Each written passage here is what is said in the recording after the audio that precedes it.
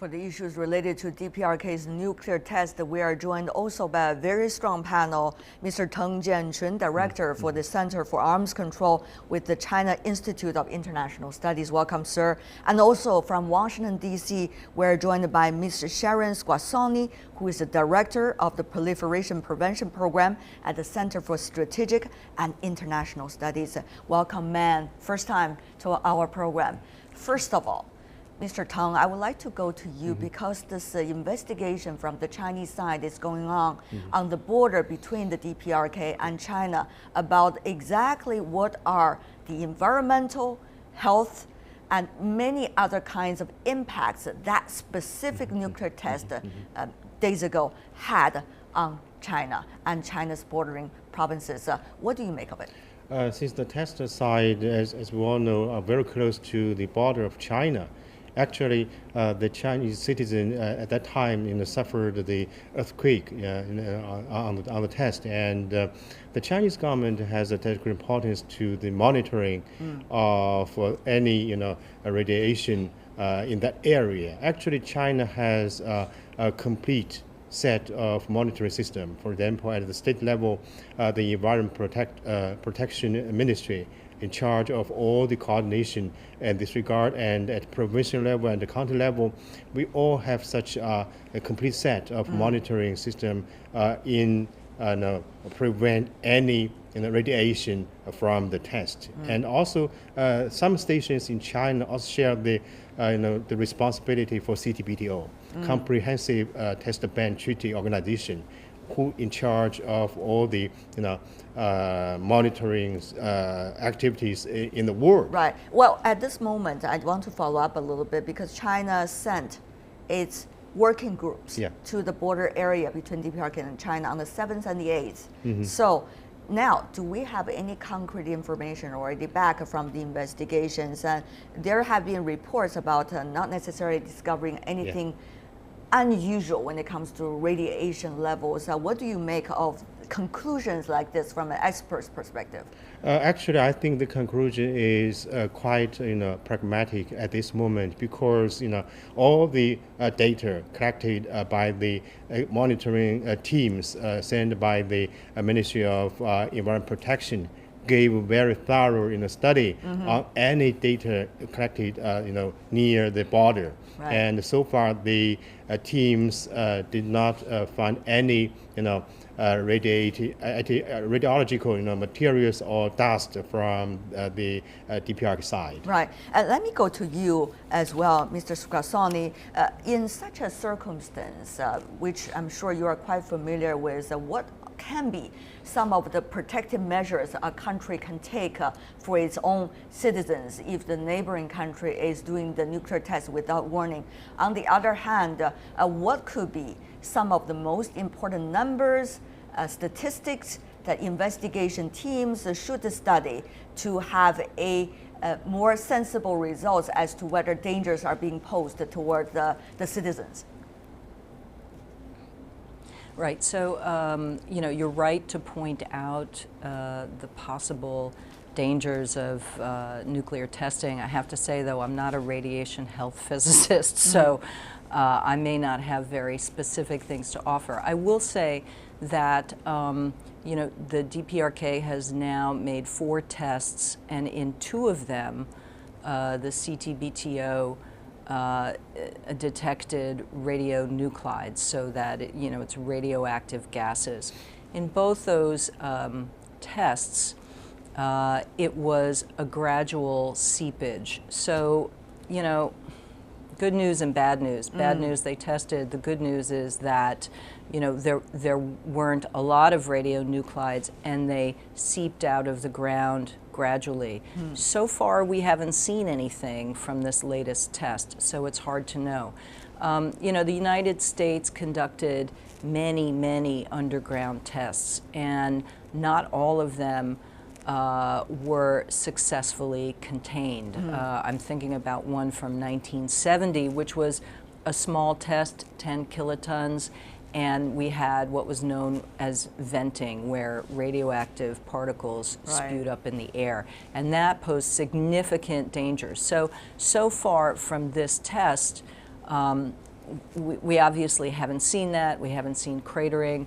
I suppose people hope that they will get some data if radionuclides are released, but it is possible actually to contain that radioactivity in the cavity if they've done due diligence. I see. Very informative information over there. Let me come back to you, Mr. Teng.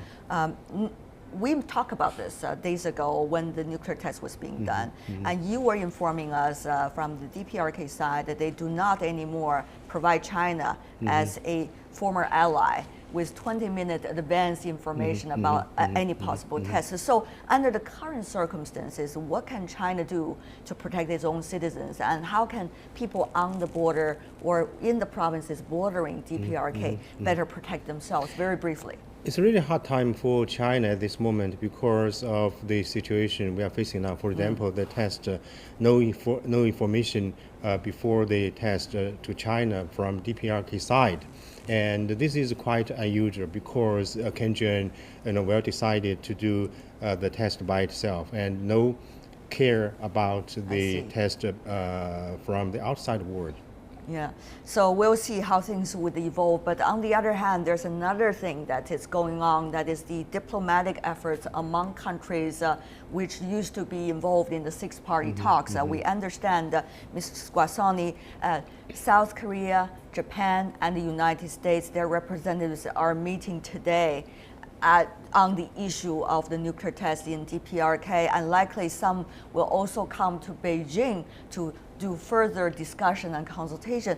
What do you make of the things coming out of today's discussion so far? And meanwhile, what kind of initiatives are you looking at as a scholar in the non-proliferation field from the U.S.?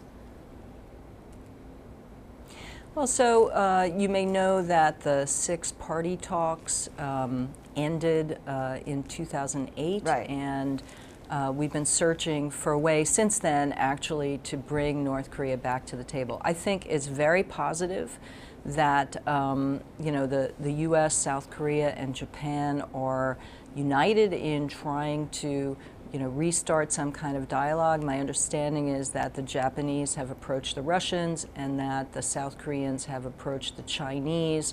I think a lot of folks feel that China has a special role to play in all of this, and the Chinese government has been very supportive of trying to get six-party talks restarted again. One of the issues is under the six-party talks, it was always, denuclearization first, and then we'll talk about other preconditions issues. Or not. And